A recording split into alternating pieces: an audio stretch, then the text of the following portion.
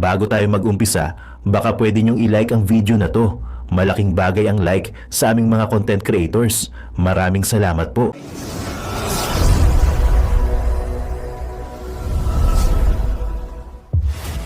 Kapit lang tayo mga besh. Kapit lang, malapit na tayo sa tuktok ng tagumpay. Kapit lang. Besh!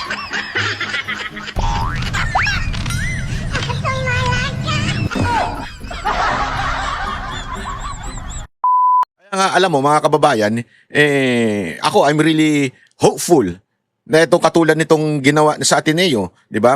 Na syempre in the future, yan ang isang dapat solusyonan ng ating Vice President na magiging presidente sa 2028.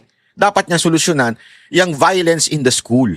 Kailangan magkaroon siya ng radikal na plataforma o radikal na plano para magbago yung violence kasi mukhang nagiging trend na, di ba? Eto, at panoorin natin, tingnan ninyo yung balita na yan. Dinalaw ni Vice President Sara Duterte ang pamilya ng biktima at mga survivor ng pamamaril sa Ateneo de Zamboanga University. Nagbigay rin siya ng mga suhestyon sa mga pwedeng gawin para sa proteksyon ng mga mag-aaral. At nakatutok si Tina Pangiban Perez. Sa mismong campus ng Ateneo de Zamboanga University, nasawi sa pamamaril ang isang grade 10 student. Kaya nang bisitahin ni Vice President Sara Duterte ang pamilya ng biktima, kabilang sa tinalakay nila ay ang mga pwedeng gawin para sa proteksyon ng mga mag-aaral. Hindi na niya dinetalye ang iba pang napag-usapan. Hindi ko po makwento sa inyo kung ano yung napag-usapan namin dahil hindi ako nagpaalam kasi sa kanila. Grabe yung ni VP Sara Duterte, yung kanyang integrity o yung kanyang parang honor. Dito mo makikita mo yung tao parang pasensya na hindi ko masasabi sa inyo yung pinagkwentuhan namin dahil sa hindi ako nagpaalam na ikikwento ko sa inyo yung Alam mo yung ganyan, yun yung tinatawag na class, di ba? Kasi yung iba diyan pinipilit na violente si VP Sara Duterte. Alam mo lahat ng tao nagagalit. As a matter of fact, hindi masamang magalit. Totoo lang baka sabihin ng iba diyan, hindi, di ba? Masama, hindi yung masamang magalit. Ang sabi ng Biblia po is in your anger do not sin. Di ba? Pero yung magalit ka, yan po ay parte ng isang tao. Emotion yan Ang importante dyan, yung galit mo ay hindi mo aaksyonan ng mali. Kaya nga yung sinasabi nilang violente si Vice President dahil nasabi niya yun doon sa meeting. Ang tanong, inaksyonan niya ba yun? Una, hindi naman niya aksyonan yun hanggang hindi siya patay. Di ba? So, hindi niya inaaksyonan yun. Bakit magiging violente? Dito nga kitang-kita mo yung kanyang pagiging classy. Kasi alam mo yung class, hindi po kasi nabibili yan sa totoo lang ang dami kong nakakahalubilo na naka-Patek, naka-Rolex, o pagka sa babae naman, naka-Chanel, naka-Hermes na bag, di ba? Talagang yung sandals din, Hermes pa rin. Talagang napakalupit, nabili sa... di ba? Sa totoo lang napakalupit. Pero yung class wala. Ang ingay sa elevator, di ba? Ang ingay sa coffee shop, chismisan ng chismisan kaliwat kanan. Kahit yung hindi naman dapat ilabas sa publiko, ichichismis niya. Kasi nga yung class wala. Ang class hindi yan nakikita doon sa yung gaspang baga. Kasi may mga magagaspang Hindi ko sabi si VP Sara. Alimbawa, yung sinasabi nila kay Robin, na si Robin parang basagulero magsalita, parang lasing lagi. Oo, pero may class yan. Totoo, hindi ako nagbibiro. May class yan. Meron niyang yung pag sinabi niyang hindi niya sasabihin. Pag naging tapat siya. Alam mo, sabi ko nga, ang lupit nung binitawan niya, di ba, tinanong namin siya noon. Sabi ko, kung sakali ba na ikaw ay tawagin ni VP Sara Duterte bilang Vice President for 2028, ikaw ba ay papayag? Alam mo, una niyang sagot, sabi niya, basta okay si Digong.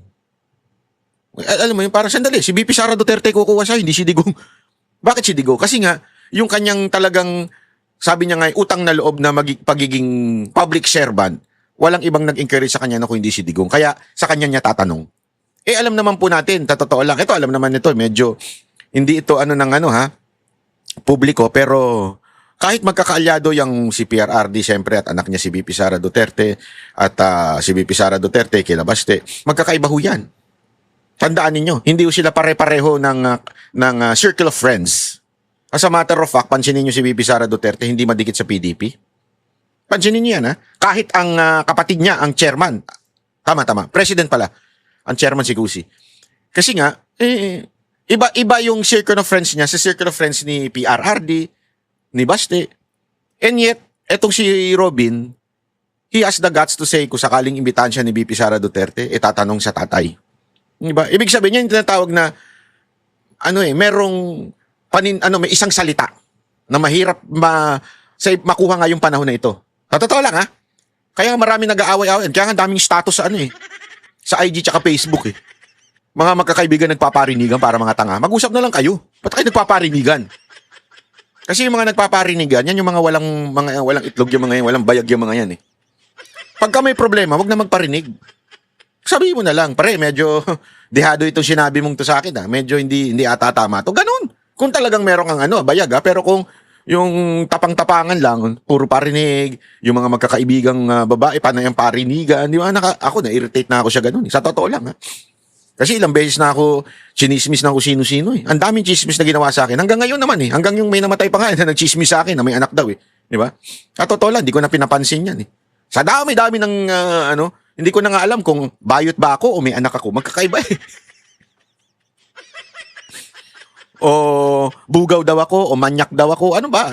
Mag-usap-usap naman kayo. Gawin yung isa yung chismis para tugma-tugma. Ano ba talaga? Mahilig ako sa babae o sa lalaki? O bot? Bye. Kaya pala banat bye 6-1. Agoy. Di ba? Pakinggan natin, tuloy natin. Si Banat Bay, daming sinasabi. Pero napag-usapan namin yung mga pwede pang gawin ng ating gobyerno, ng ating mga paaralan para mas maprotektahan natin yung ating mga mag-aaral. Dinalaw rin ng bise ang mga survivor ng school shooting. Ayon sa bise, naisip na niya ang posibilidad na mga ganitong insidente noong sekretary pa siya ng Department. I told you, kaya importante yung confidential funds at saka intelligence funds. Yan kasi yung bangag talaga eh.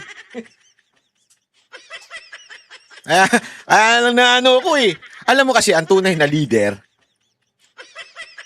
actually, natutunan ko din to, sinabi rin sa akin ni Yorme to, nung nagkakape-kape pa kami. Oh, Yorme, di na tayo nagkakape. Bikini men. Dalaw tayo kay Mocha, magkape tayo doon. Kasi ngayon may coffee kiosk na si Mocha, kaya dalawin nyo, masarap yan. Diyan sa may likod ng SM, San Lazaro. Kape tayo dyan, Yorme. Hindi, isa sa mga sinabi sa akin ni Yorme nun. Ang tunay na leader, hindi siya mag-aantay ng problema.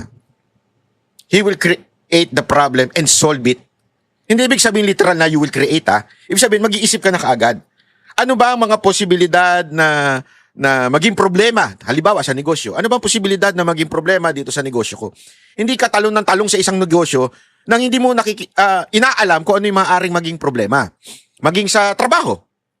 Halimbawa, mag-OFW ka.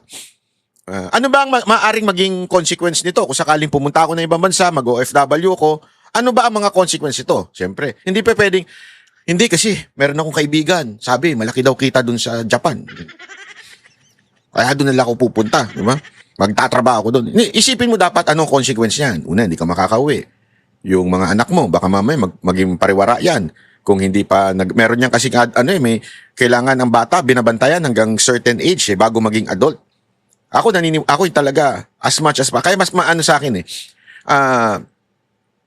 madikit sa akin o malapit sa puso ko ang mga OFW. Kasi sa totoo lang, yan ang isang bagay na sana hindi nangyayari kung meron tayong magandang gobyerno. Kung maganda ang pasahod sa Pilipinas, sabi ko sa inyo, yung mga kababayan natin na nag-OFW, hindi naman sila pupunta dyan Sa totoo lang. Hindi naman sila pupunta dyan.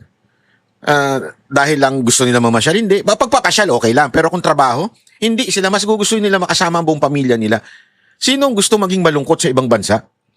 Akala kasi, alam mo, ang mga OFW, siyempre nagpo-post siya ng mga magagandang mga tanawin, magagandang mga picture-picture. Pero deep inside them, they're sad. Bakit? Ako, nangyari sa akin yan Mantakin mo, entertainer kami noon ako noon, manager, sound engineer ng grupo ko noon, time na yun sa Qatar. Christmas. You have to be happy because you're a performer. Di ba? Ganyan Kailangan ka smile. Guys, todo smile ka. Pero deep inside mo, umiiyak ka. Bakit ako naandi dito during Christmas? Pagkatapos doon na lang talaga Kaya maraming nauuwi sa mga lasinggero dyan dahil pagkatapos ng trabaho, doon mo na lang ilalabas magiinuman kayo ng mga katrabaho mo. Hindi ko masasabi masama. Yun Ang akin lang, if there is a way para maiwasan yung ganyan, Gagawin naman ng OFW yan. Dito na lang sila magtatrabaho. Pero kung wala talagang kwenta ang gobyerno natin, tulad ngayon, walang plano. Walang plano sa OFW. Puro lang sila reactive. Yung barabagang nagre-react lang sila na nagre-react pag may problema na. Hindi nila kinikreate yung problem na. Halimbawa, yung etong ginawa nilang ang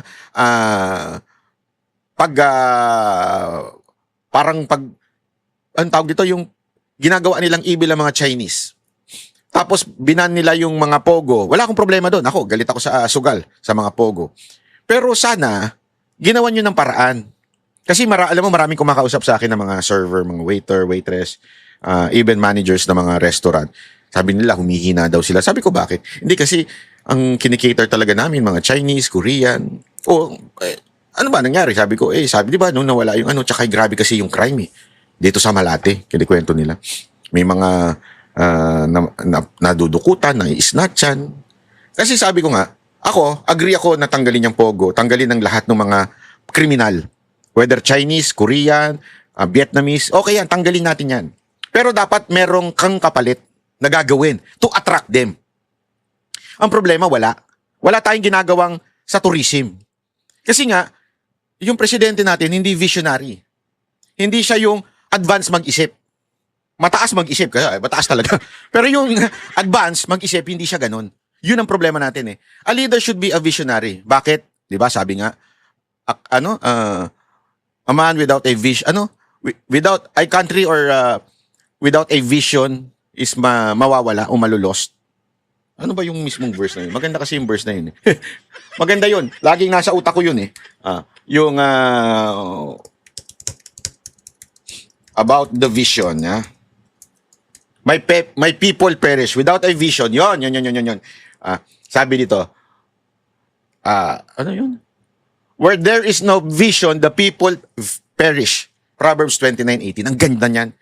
Yet ito'y para sa mga tao Pag ang isang leader walang vision, walang plano, walang gustong makamit, at hindi niya nakikita yung mga problema, hindi niya nakikita yung gustong gawin, walang mangyayari. Kaya nga tama dito si VP Sara Duterte. Di ba sinabi ko na sa inyo isang araw to bago ko pa napanood tong news na to? Yung plano niya nga sa DepEd, yung mga maiwasan yung ganito. Kasi alam niyo kung bakit? Trend dyan Whether in entertainment or anything, what's happening in the States will soon happen to the Philippines. Bakit? Kasi yung kultura nila na pilit ginagaya ng mga Pilipino, yung colonial mentalism na colonial mentality, lahat ng paano gagawin, mas gusto nila gayahin ng mga Pilipino. So ito naman mga Pilipino, may utak Indio. Alam niyo yung utak Indio? Indio yung tawag sa atin noon nung tayo pa ay sinasakop ng Espanya, na sunod-sunuran lang tayo. Kung ano ipakain sa atin, yun lang. So ganun tayo, meron tayong utak na kailangan meron tayong nasa taas. At yan, lagi natin nilalagay dyan yung Western countries such as America. So pattern na yan. Kung anong nakikita natin sa Amerika, sa Europa, matik yan, tingnan nyo, mangyayari rin yan sa Pilipinas. Kaya ang ganda ng dito, pinapakita dito ni VP Sara Duterte na may vision siya. Nakita niya na yan noon, na mangyayari sa Pilipinas yan, yung mga shooting sa school. Kung saan ang hinayaan natin at hindi natin pinulitika siya sa DepEd, hindi naman siya magre-resign dun Hindi naman siya aalis dun. Kung pinabayaan lang natin yung pinagbibintang nila na confidential funds, hindi. Sana hindi nangyari itong mga ito. Kung hindi nila pinulitika si VP Sara Duterte. Department of Education o DepEd dahil nangyayari rin ito sa ibang bansa. Kaya nga din po na pinalakas namin yung Learners' Rights and Protection Office o LRPO noong ako ay kalihim ng Department of Education para sila yung gagawa ng programa para number 1 sa anti-bullying natin, pangalawa sa psychosocial wellness program. Mahalaga rin para sa BISE ang monitoring sa mga estudyante at personnel ng mga paaralan. Pero kung pabor ba siyang iban ang mga menor de edad sa social media, sabi niya, ang pagbaban kasi dapat nandito sa side ng provider No? Yan. So kung gagawa tayo ng batas, dapat ipagbawal natin doon sa mga platforms na mag-register yung mga minors doon sa kanila. Ako agree ako dyan. Yan yung agree ako. Alam mo, medyo sablay yung laging sinasabi ng iba na ibabaan yung Facebook, YouTube, hindi yan ang solusyon.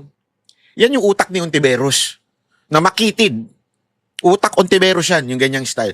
Kasi kahit anong ban mo dyan, meron at merong lalabas at makakagawa ng paraan ang mga kabataan. Ang kailangan dyan, yung mismong SOCMED.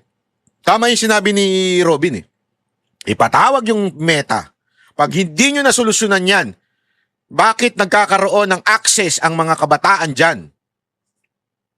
At bakit ang tagal nyong i-down yung mga video?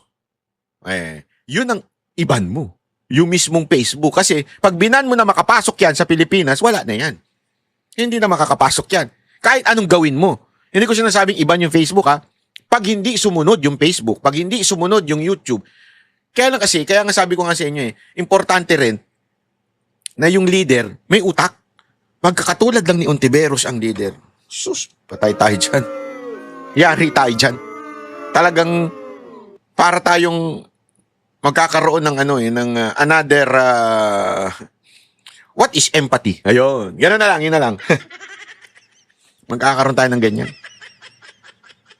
Oh, by the way ha, mga kababayan, baka iniisip nyo kung ano to sinisinghot-singhot ko. Ito, gusto ko lang i-share sa inyo to.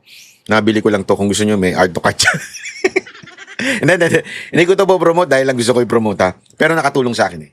Itong Lush na yung pang reflux. Kasi lagi akong ina-acid. Ano ko na yan eh, lalo na pagka maraming mga darating na event na nai-stress ako.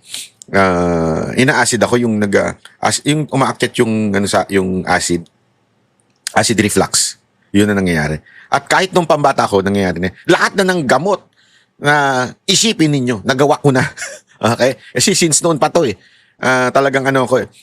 Ngayon lang ako nagkaroon ng talaga masasabing solusyon na ito. Walang biro. Noong una, pinapanood ko, sabi ko, another scam na naman yan. Pero sabi ko, magkano lang naman yan? I mean, hindi naman masyadong mahal. Try ko nga. Kasi ganun ako lagi pagka mayroon akong problema na kailangan kong So, meron din ako dun sa pampatulog, di ba? Instead na melatonin, para hindi laging inom ng inom, meron tayo ng mga ganyan-ganyan. Sasabihin ko, pagka effective, ito effective sobra. Nawala yung acid reflux ko dito. Maniwala kayo sa akin. Hindi ko alam ha, ewan ko, try nyo, pero wala naman akong kita dyan. Ay, hindi, meron nata pagka naglagay ako ng art to cart dyan. Pero wala naman, may art to cart ba sa YouTube? Alam ko meron eh. Hanapin nga natin tong product na to. Anyway, yun ha. Kung bakit ako gumaganto, kasi medyo na-acid reflux ako. Pag sumingot ka na sumingot ito, nawawala. Kaya panalo ito. Pwede na ako magbenta sa sa TikTok, mga scammer doon eh. Gagaling eh. Oh, ito. Panoorin nyo ito ha. Kasi, itong sagot ng kampo nila Defensor sa pamamagitan ni Topacio. Have you spoken to your client, Mike Defensor? Well, not lately, but with respect to the present issue, I would say that this came as no surprise. Yun. Because as early as November 19 of last year, we had already gotten information that Gutesa, who suddenly disappeared after his bombastic testimony before the Blue Ribbon Committee, was being forced or had been already forced to recant his testimony.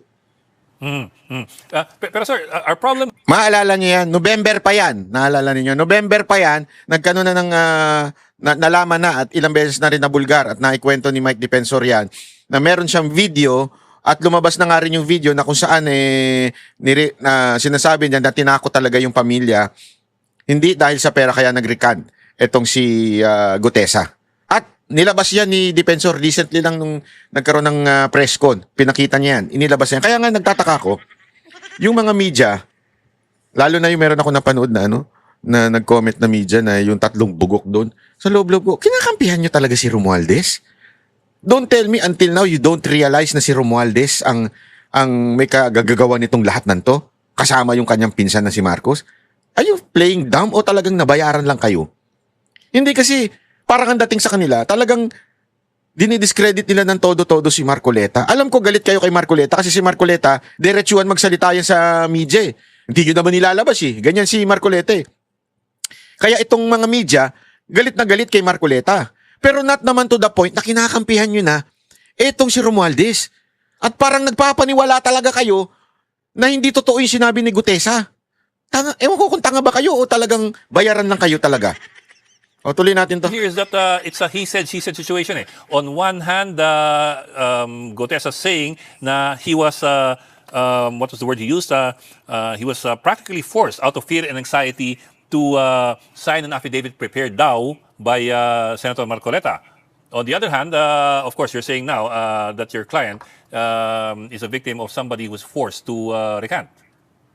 In which case, in order to find out which version is more credible, then we would have to look at the surrounding circumstances. And these are, number one, that Gutesa was suddenly incommunicado after his BRC testimony. Number two, we have publicly declared that the family of Gutesa, right after his testimony, was being harassed and intimidated by certain persons. Number three, we can see that there is a pattern on the part of the administration to intimidate and harass whistleblowers by imprisoning Senator Marcoleta and former Representative Mike Defensor, which has the effect of demoralizing the whistleblowers. So, under the circumstances and considering that there is a principle of law, that he who is the author of an act stands to benefit from that act, is presumed to be the author of that act, then we can clearly presume that it is the people who are being pointed to as recipients of billions of pesos in maleta money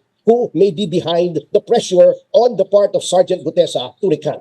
Yes, sir. But wouldn't your client be in any sort of legal trouble or legal issues with respect to Gutesa's claim that he was forced or pressured by your client into signing an affidavit that he now claims is untrue and inaccurate?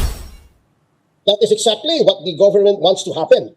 This has been the pattern, as I have said. You can see that aside from the plunder case, which is totally ludicrous to begin with, considering that it involves no public funds and it is a campaign contribution, there are also cases for libel, cyber libel, even human trafficking against Mike Defensor.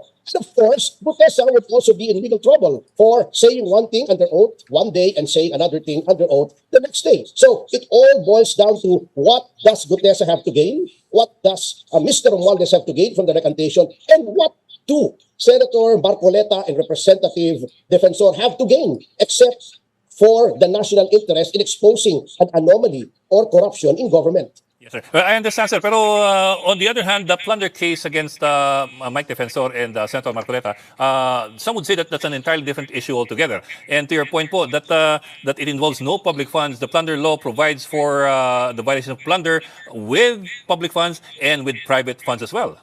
Oh, I will not argue the point. Because it is sub judice. All that I'm saying is that it is also acceptable in law that there can be established a pattern of certain acts. And we can see that there is already a pattern on the part of the administration to harass its critics. Yan. Alam mo, ito malinaw eh. Kasi di ba sinasabi nga ni Ed Lingao na merong sinabi yung isa, meron ka rin sinabi. Paano kami ngayon maniniwala? Iyon sinasabi ngayon ni Topacio, tingnan nyo na lang yung circumstantial evidence. Kasi remember, circumstantial evidence is part of the evidence. Ano ibig sabihin nun? Yung mga surroundings na nangyayari. I mean, obvious pa ba? I mean, hindi pa ba obvious? Walang nakukulong na kaalyado. At kunwari, yung hindi kaalyado, tatakutin lang, tas lilipat na, wala na. Burado na yung kaso. Katulad ni Joel Judas Villanueva. Plunder yan. Ano na nangyari? Porket lumipat lang siya, makikita mo na talagang wala na, burado na. So, hindi pa ba obvious? I mean, stupid na lang ang magsasabi that the justice na nangyayari sa Pilipinas is for everyone. No. Anyone na mag-criticize, mabilis pa sa alas 5, siguradong makukulong o makakasuhan.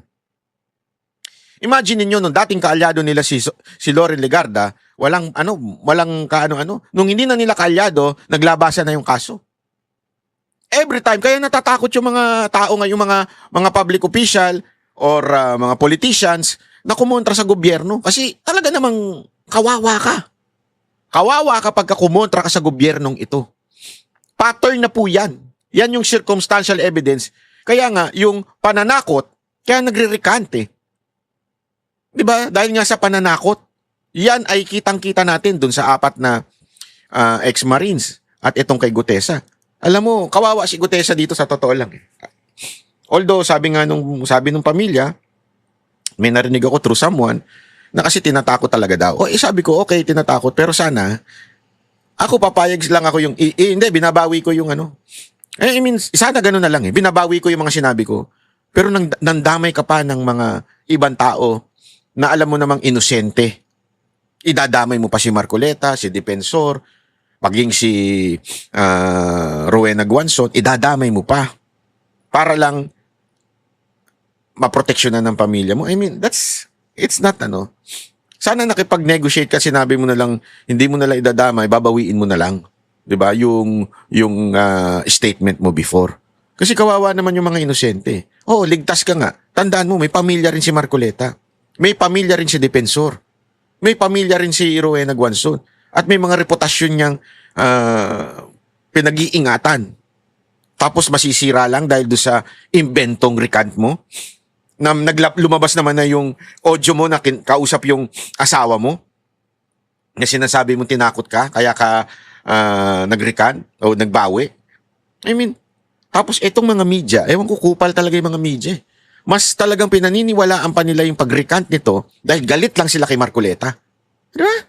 Kaya nakakaano. Which is very sad because instead of concentrating on people who have been pointed to as having received billions in kickbacks, they are going after the whistleblowers. Remember, Sir Ed, the fact remains that it has been established, even by the President in his mahiyahan naman kayo speech, that billions have been stolen. Now, who stole them? They could not have vanished out into thin air. So, what the government should be doing is unearthing who have been plundering public funds with respect to the flood control scandal. And instead of putting pressure to bear on the whistleblowers, they should be hearing them out. And so we can see that it is a saddening development in our country and it is a deterrent to future whistleblowers. But sir, at the very least, was there really a meeting in a Japanese restaurant the day before the Blue Ribbon Committee hearing? We're talking about Ako na sasagot. Sinabi na ni Marcoleta yan eh. At saka ni Defensor yan noon eh, na nagkita sila, di ba? Ano ba? Tapos, ewan ko kung sino na naman naglabas sa Senate ha. Meron na namang malisyoso. Kilala ko na yung malisyoso na yun eh. Kilala ko na yun. Yung baklang senador yun eh. Hindi ko na sasabihin kung sino yung baklang senador na yun ha. Yung mahilig mag-intriga dyan, naglabas na naman ng video na kesyo daw si Gutesa pumunta sa opisina ni Marcoleta. Di ba sinundo nga niya sa labas? Kasi nga guess niya. Tapos sasabihin mo, hindi, bakit pumunta sa ano? Ang ina-intrigero talaga tong gunto eh. September 24, 2025. That is the date that Gutesa claims he met with your client and Senator Marcoleta. I believe Senator Marcoleta mentioned something about a meeting to that effect. But even if there were, there is nothing wrong. Of course, you cannot expect a lawyer who is a senator at the same time to simply take a witness and put him on the stand before the Senate of the Philippines, no less, without meeting with him and checking out his story. So that is neither here nor there, and it does not prove anything, actually. Okay. Sir, I also take note of the new statement made by Gutesa where he says, I never had any direct contact with Speaker Romualdez, nor did I even see him at that address. So I suppose by that, that it implies that he had been to the house of Speaker Romualdez. Well, that's what he is saying now. But, you know, a person under pressure who is probably under custody, whose life is under threat, whose family safety is under threat, will say anything. You have to remember that. And remember, when Gutesa first said the narrative that implicates former Speaker Martin Romualdez, he was under no compulsion, he was under no threat. And with respect to the payment of money, that is ridiculous. There is no such resources available to the opposition. It is the administration has loads of maleta with which to buy, intimidate, and harass witnesses. No, sir, I was referring to the second part of that sentence where Gutesa says now, or at least admits now, that he appears to have been at the house of Speaker Romualdez before. And I quote, nor did I even see him at that address. So that implies that he had been to the house of Speaker Romualdez. Well, you know, they say that when you tell a lie, you put elements of truth in it. So that is an admission that he has been to the house. It's just that now he is disclaiming any contact with Speaker Romualdez. Well, we will just have to take those two statements, those two contradictory statements, and see which one is more credible. Because as a general rule, the law frowns upon recantations, especially there is a plethora of decisions from the Supreme Court that says that recantations are not encouraged, nor are they credible. So the Yon. ombudsman will just have to consider that. And I believe the ombudsman has made a statement that the recantation in no way will put a monkey wrench on the present investigation against Mr. Romualdez. Pero sir, moving forward, what is your client's plan with regard to Gutesa's recantation? We have no knowledge of that yet, but suffice it to say that, as I have said, we had expected this, and it was only a matter of time before the recantation came out. And you can fact check me on this, Sir Ed. It was on November 19, 2025, when we publicly stated that we have received reports of harassment, intimidation, and the recantation of Gutesa. So this is not something that was totally unexpected. Actually, sir, to be honest about it, a lot of people were wondering how Marcoleta and your client appear to have lost track of Gutesa after the Senate Blue Ribbon Committee hearing. Bakit po biglang parang nawala siya sa inyong paningin? Well, alam niyo po, that also proves na hindi namin minamanipulate o tinatakot o hinahawakan si Gutesa, because otherwise, if this were a conspiracy to use Gutesa against any political personality, sana itinago na namin yun. Hindi na namin pinakawalan. Inilagay na namin sa safe house. O, di ba? The mere fact that we lost track of him means that he was free to go whenever he wanted. Walang Yun. compulsion, walang threats, walang intimidation. No pressure Tama. was being brought to bear upon him, even during, before, and right after his first BRC testimony. Yes, sir. I understand your point there. Pero on the other hand naman, it did appear during that hearing that Senator Marcoleta was coaching Gutesa. Kasi we just played the soundbite kanina. Marcoleta telling Gutesa during the Blue Ribbon Committee hearing, stick to the affidavit and just don't go anywhere else outside that affidavit. And Well, also the that is references. subject to so many interpretations. It might be that he only wished to abbreviate the proceedings, considering we have to look at the context. If you have seen that particular session of the Blue Ribbon Committee, you could see Ping Lacson straining at the leash and trying to stop Gutesa, or even implying that this was that the testimony of Gutesa was a waste of Yan yung paulit-ulit nilang ginagamit yung kesyo tinuturuan daw ni ang pangalan nito ni Senator Marcoleta, yung ano. Kasi nga, meron kang affidavit na sinagmit. Sundan mo yun. 'Di ba? It's either don't read it, you talk. Talagang ano, or when you start reading your affidavit, you have to read the affidavit. Part yan, alam mo kung bakit nagiging ganyan si Senator Marcoleta. Kasi ganyan sa korte, hindi ka pa pwedeng lumabas doon sa affidavit mo. Kaya kailangan basahin mo. 'Di ba? Basahin mo ng buong buo. Then, magtatanong yung mga senators. According to your affidavit, ganito, ganito, ganito.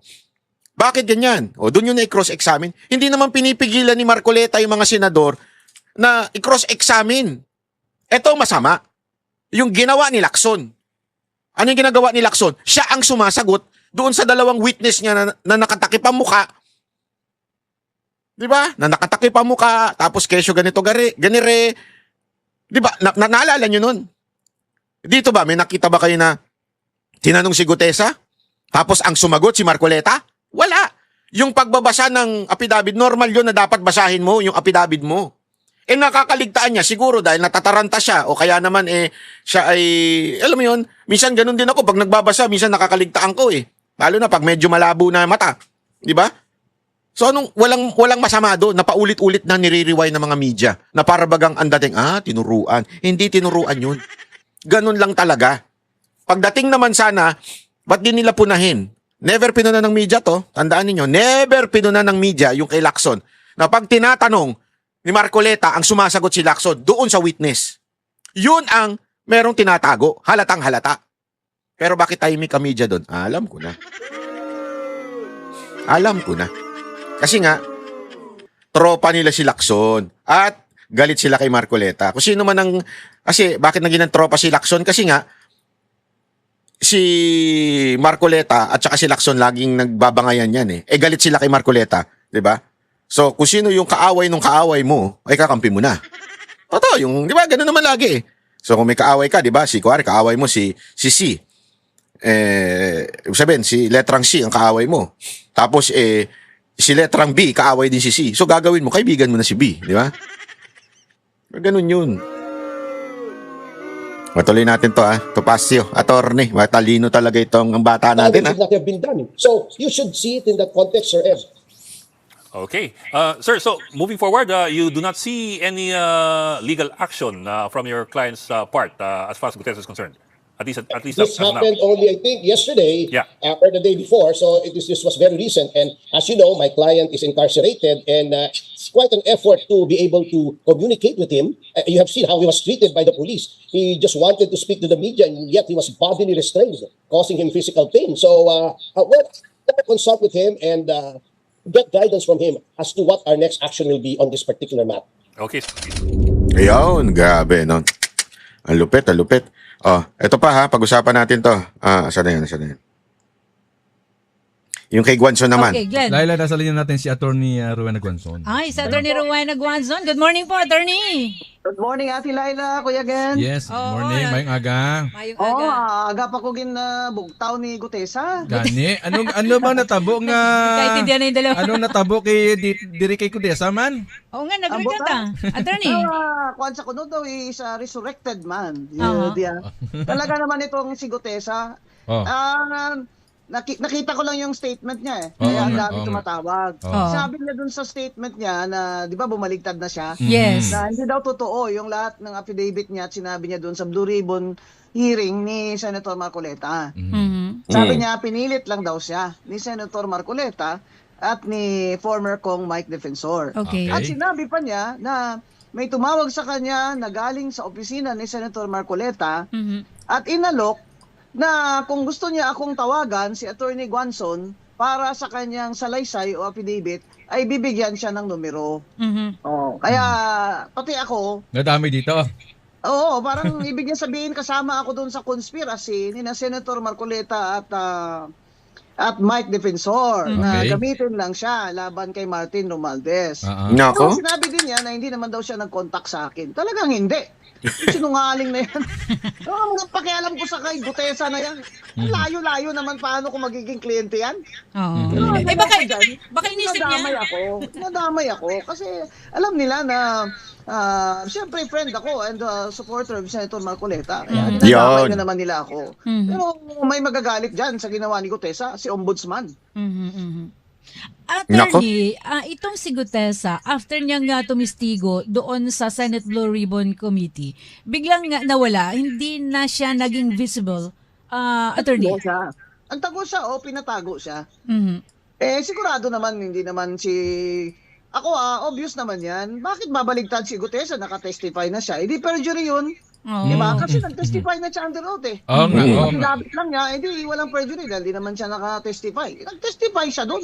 Kung pinilit lang siya, dapat di ba makikita mo naman kung ang behavior ng taong pinipilit. Kaya sigurado na maleta siya. Na mali. Yaw. Maleta si Gutesa. Ako po, patay tayo dyan. Pero sa tingin mo rito, Attorney, kasi nung una mayroong yung mismong 18 mari, may 4 na bumaligtad, di ba? Tapos sumunod to si Gutesa. Sa tingin mo, sino yung mga nasa likod dito para itong mga taong ito ay bumaligtad sa kalamang unang testimonya? Sabi ko mga under oath si Gutesa. Sige sabihin, lahat ng mga niya pinagsasabi niya doon ay pawang katotohanan. Pero ngayon, nadiin yung dalawa. Tingin mo, anong klaseng tactic to? Sino ba ang beneficiary niyan? Yung Ayun. pagbaliktad Yo. ng 4 na yun at ni Gutesa, hindi ba si Martin Romualdez? Yo, Ayun. natumbok Kung mo. sino yung beneficiary niyan, syempre siya yung pagdududahan natin. Siya yung may Yo, natumbok mo. na gumalaw nito. Mhm. Ngayon, ito problema na yun, yung 4 na yun, at ni Gutesa, dahil nag-announce na ang ombudsman, na pwede silang kasuhan yung 4 na yun, na kasama sa plunder, ni Yun. Martin Romualdez. Yan. Kasi sa plunder naman, pag nag-deliver sila o nag-receive sila, kasabwat sila. Ayaw. Hindi namin nila, nakasabwat sila. So, una nilang affidavit. Ngayon, kaya nga sabi ko, dapat isama din ng ombudsman si Gutesa doon sa kaso ni Romualdez. Yun. Kasi, para malaman talaga ng mga tao sa husgado kung totoo ba itong mga pinagsasabi niya. Kasi, yung ibang kasama niya, sinabi din na kasama sila sa pag-deliver ng mga mali-malitang milyon-milyong piso na kickbackan. Nako. Pero, paano na yung iba? Kasi kahit mag-withdraw si Gutesa at yung 4, meron pang, ilan pa ba yun? 5 minus 18? O di may 13 pa. Oo. Mm-mm. May 13 pa na nagko-corroborate yung mga testimony nila na nag-deliver sila. Although hindi sila sabay-sabay nag-deliver, pero nagkakaalaman sila na nag-deliver sila na mali-mali tayong pera kay Martin Romualdez sa bahay niya sa Forbes at utos ni Saldico, yung kanilang boss. So yan ang ngayon yan ang problema ni Gutesa na hindi niya nakita. Dahil ngayon, ombudsman na ang kalaban niya. Hindi si Senator Marcoleta. Dinadamay lang kami dito kasi alam nila na supporter ako and friend of Senator Marcoleta. Pero kung layo naman ang kwento nitong Gutesa na ito, Okay. bakit man gagawin yung salaysay niya? Sino ba yan? Parang sino ba yan si Gutesa para bigyan ko siya ng panahon ko ba? Yun. Tsaka mga ganyang klaseng tao, parang layo naman yan sa akin, di ba? Wala akong access dyan. I mean, I don't want to have anything to do with them, di ba? Ang binanggit mo kanina, attorney, yung mga nakinabang dito, yung pagbaliktad yung 4 na Marine at pagbaliktad ngayon ni Gutesa, sabi mo, ang makikinabang dito ay si dating Speaker Martin Romualdez. Pero doon mismo sa zona ni Pangulong Bongbong Marcos, binanggit niya di ba, na uusad na yung kaso at hinahanda ang kaso laban sa dating speaker.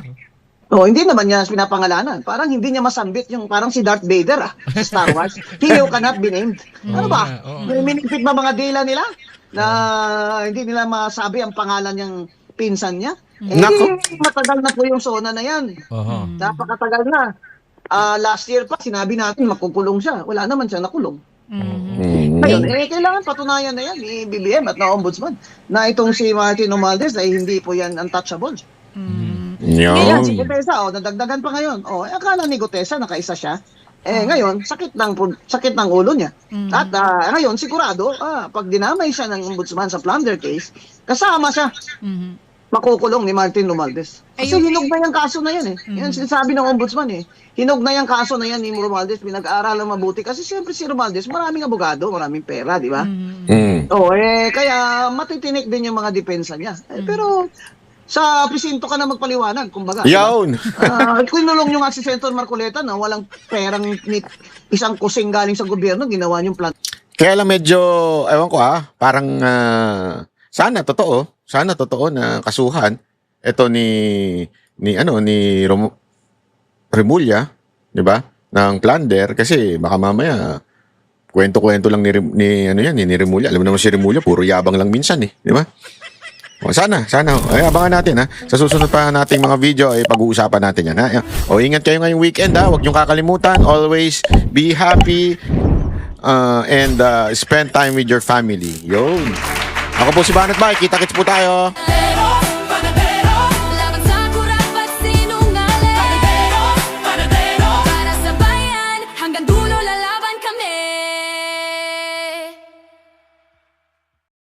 Ama naming Diyos na makapangyarihan sa lahat, salamat po sa iyong pagmamahal na hindi nagmamaliw.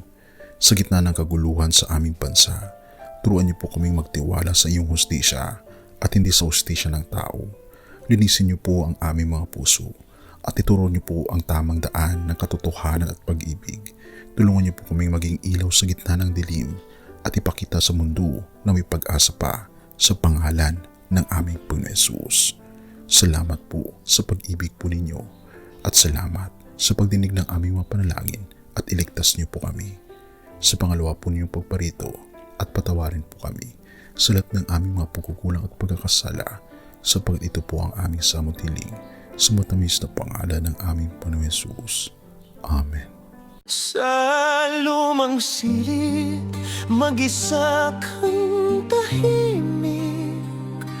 Walang kamera, palakpak ay wala na.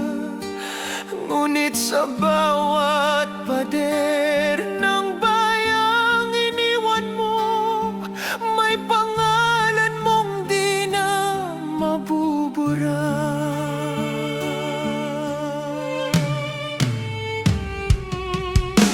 Minsan kang naging balikat ng mahihina, kalaban ng takot, kakampi ng masa. Di mo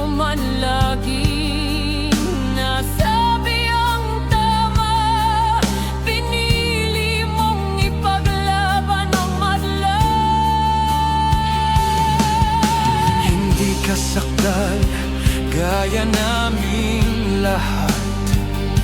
Pero tumindi ka nang walang pag-atras.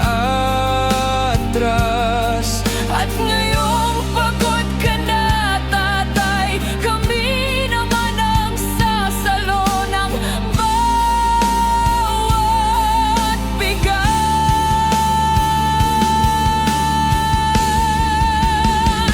Hanggang sa dulo, ikaw ay mahal.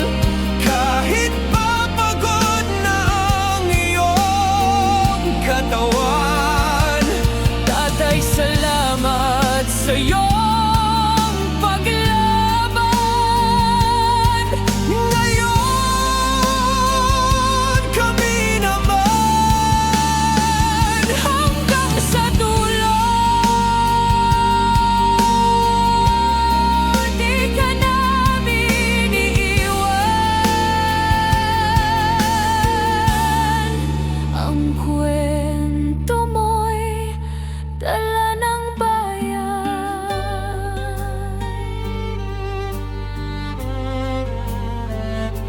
Tahimik ka na sa mga batikos.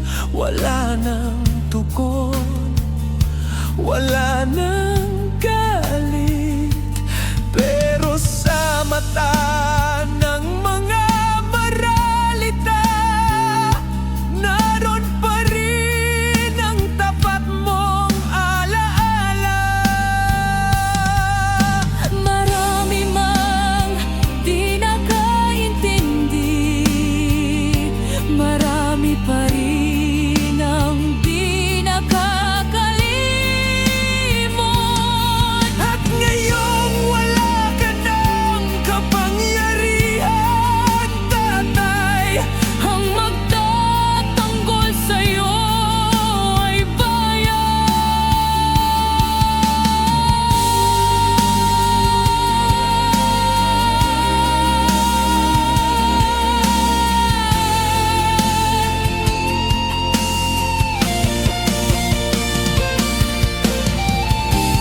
hindi ka nag-iisa kahit ngayon.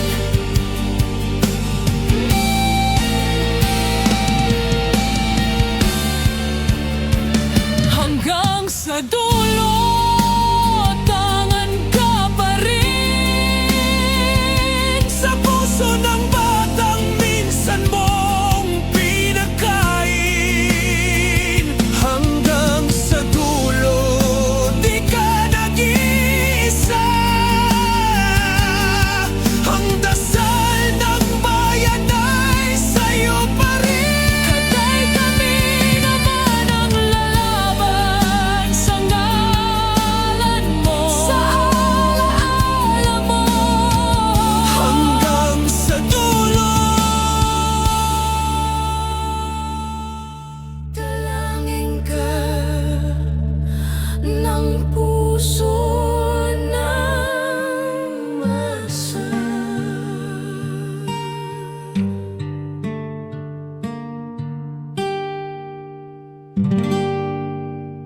At yun na nga mga kababayan, ano na ang masasabi mo? Kung mayroon kayong hinaing at komento patungkol sa balitang ito, please comment down below. Pag-uusapan natin yan sa comment section. At kung nagustuhan nyo ang video, ay huwag kalimutang mag-like at i-share na din para mas marami pang makaalam at umabot ito sa marami sa ating mga kababayan. Maraming salamat po. Mabuti pa ang sardinas may label. Eh tayo, wala. Oo nga pala. Nay, ito na yung bayad ko sa isa, ano? O, kunin mo yung isa. Isa muna, iyan, no? Tapos, isa pa, di ba? 4 dapat na sardinas, eh. O, yan. 3 na. Pang-4 na sardinas. Okay na.